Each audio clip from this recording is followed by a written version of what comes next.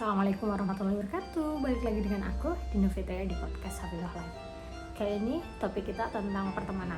Jadi beberapa bulan terakhir masalah yang dialamin sama teman-teman santri yang ngaji bareng aku, mereka itu lagi crash.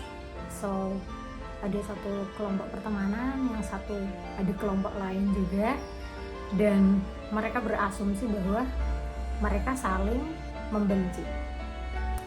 Beberapa orang ini bercerita bahwa kayaknya mereka kalau bergerombol ngomongin aku deh. Kayaknya di hati mereka tuh aku seburuk ini. Kadang tuh mereka kalau di hadapan aku tuh baik-baik aja, tapi kalau di belakang ngomongin aku. This is funny karena apa? Siapa sih yang tahu kedalaman hati orang lain? Bagaimana bisa kita menilai seseorang berdasarkan hal yang mereka sembunyikan? Itu kan gak valid ya guys. Nah, keadaan ini tuh bener-bener gak sehat banget. Pastinya bakal ngeganggu proses kalian dalam menghafalkan Al-Quran, bikin kalian gak nyaman untuk bekerja sama dengan teman yang mungkin kamu anggap negatif. Tapi semua orang tuh punya pikirannya masing-masing. Mungkin aku bisa saja berpikiran negatif tentang kamu juga punya pikiran negatif terhadap aku, dan itu manusiawi banget. So aku ingin menyadarkan kalian bahwa siapapun yang ngomongin kita di belakang berarti punggung kita emang sekeren itu. Kamu juga harus sadar bahwa berarti kita udah jauh di depan mereka. Siapapun yang ngomongin kita berarti hidupnya gak seru. Kalau hidupnya seru, pasti dia ngomongin diri sendiri, progresnya sendiri, dan gak ada waktu untuk mikirin omongan orang lain. Jadi, ambil saja kesimpulan bahwa mereka sedang memuji kamu. Mereka sedang menunjukkan bahwa kamu memang di depan. Yuk, kita berusaha untuk membersihkan pikiran kita dan hati kita. Jangan kayak dikit-dikit kamu ngerasa orang lain ngomongin, kamu ngerasa orang lain benci, kamu ngerasa orang lain itu fokus terhadap hidup kamu. Enggak lah. Kayak kamu tuh bukan pusat perhatian dunia. Stop mikirin hal itu. Orang tuh gak peduli kamu tuh lagi mikirin apa, perasaanmu kayak gimana. Mereka tuh punya masalahnya masing-masing. Mereka punya fokusnya sendiri-sendiri juga. So, kamu juga harus mikirin tentang diri kamu. Kok punya banyak tenaga sih untuk mikirin hal yang udah capek-capek disembunyikan oleh orang lain? Apa yang udah disembunyikan, ya udah gak usah tahu.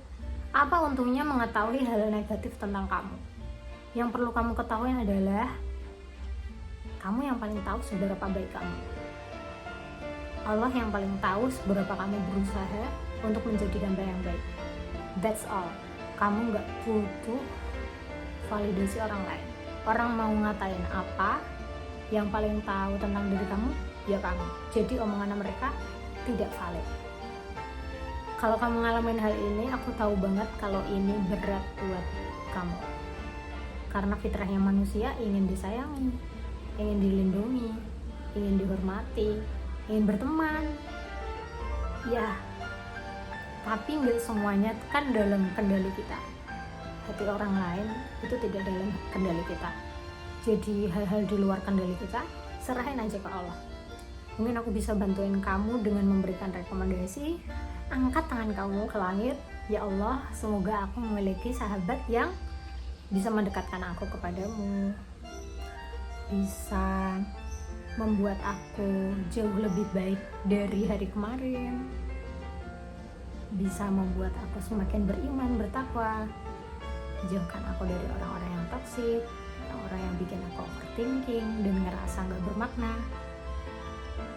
Udah, tunggu jawaban dari langit, karena mungkin sebentar lagi doa-doa kamu akan terkabul. Siapa tahu dengan adanya cobaan yang gak enak ini, Allah tuh pengen dekat sama kamu. Allah pengen kamu tahajud lagi sehingga menceritakan apa yang kamu alamin saat ini. Mungkin Allah pengen kamu jauh lebih cepat untuk mencapai apa yang kamu impikan. Dan ini mungkin salah satu doa yang dikabulkan oleh Allah juga, agar kamu itu cuma deket sama orang-orang yang baik. Dan ya, kalau bisa diperbaikin, silahkan diperbaiki. Kalau tidak bisa, serahkan kepada Allah. Dari aku yang gak sempurna, Assalamualaikum warahmatullahi wabarakatuh. Bye-bye.